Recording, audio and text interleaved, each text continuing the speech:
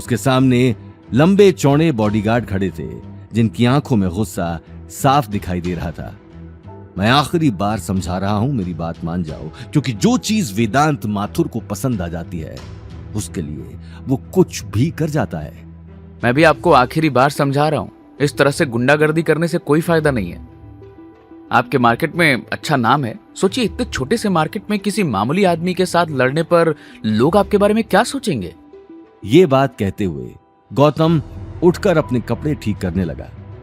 ये कहना गलत नहीं होगा कि उस बॉडीगार्ड के पंच का गौतम पर कोई असर नहीं हुआ था, लेकिन गौतम की बात सुनकर वेदांत की आंखें गुस्से में लाल हो चुकी थीं।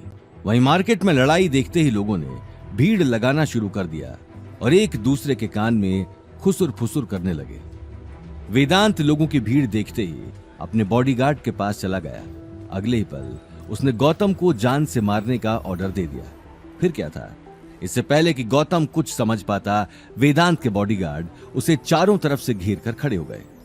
गौतम भी घूर कर सभी को देखने लगा, लेकिन अगले ही पल जो हुआ उससे सभी लोग चौंक कर एक दूसरे को देखने लगे। किसी को अपनी आंखों पर यकीन नहीं हो रहा था। गौतम ने एक एक कर उन हट्टे कट्टे बॉडीगार्ड्स को मारना शुरू कर दिया। कुछ ही देर में वो सारे बॉडीगार्ड्स जमीन पर कराह रहे थे। अपने आदमियों को जमीन पर पड़ा हुआ देखकर वेदांत को अपनी आंखों पर यकीन नहीं हो रहा था। वहीं अनिल भी हैरानी से अपनी आंखें मल रहा था। वो देखते ही देखते गौतम के पास आ गया। गौतम, ये तुमने कैसे किया?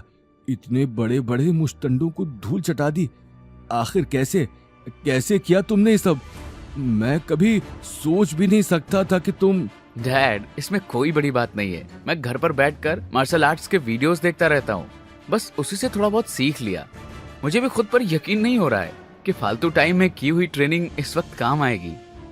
गौतम और अनिल उन सभी मुश्तंडों को देख रहे थे, तो वहीं वेदांत अपने गुस्से पर काबू नहीं कर पा रहा था। देखते ही देखते वेदांत ने अपना फोन निकालकर कुछ लोगों को कॉल कर दिया। आसपास के लोगों की खुसुर फुसुर अब तक बंद नहीं हुई थी। ऊपर से उनकी बातें वेदांत के गुस्से में मिर्च डालने का काम कर रही थी। अगले ही पल लोगों की भीड़ के बीच ही बहुत सारी कारें वहां आकर खड़ी हो गईं।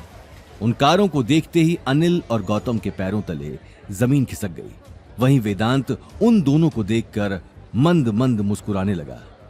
आज मैं तेरी हीरोगिरी निकालता हूं। बहुत हीरो बन रहा है आज इस मार्केट से तेरी। इससे पहले कि वेदांत अपनी बात पूरी करता, एक 65 से 68 साल का बुजुर्ग आदमी कार से उतरकर अपने आसपास देखने लगा। देखते ही देखते उस आदमी ने अपने चेहरे से चश्मा हटा लिया और मूंछों को ताव देता हुआ वेदांत के पास आकर खड़ा हो गया।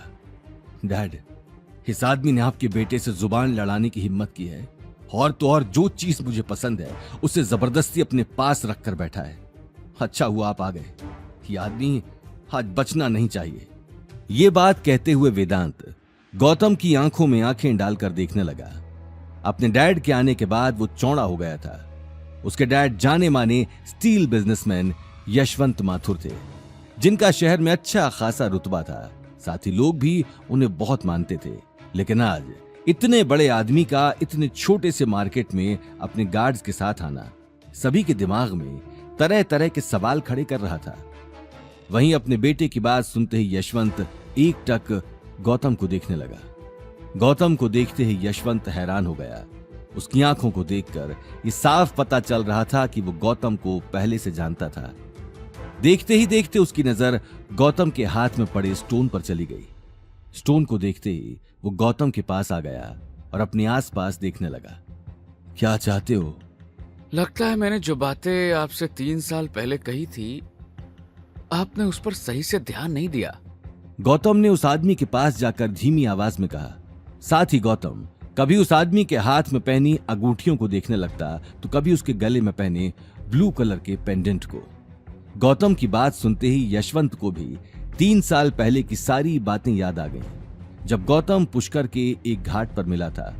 यह बात सुनते ही उसने अपने गले के पेंडेंट को अंदर कर लिया। ठीक है, मुझे अभी इस बारे में बात नहीं करनी, तुम जा सकते हो। आगे की कहानी जानने के लिए देखिए अगला एपिसोड सिर्फ पॉकेट एफएम के यूट्यूब चैनल पर, और रॉयल वारिस के सारे एपिसोड्स को सुनने के लिए डिस्क्रिप्शन में दी लिंक से डाउनलोड करें पॉकेट एफएम ऐप।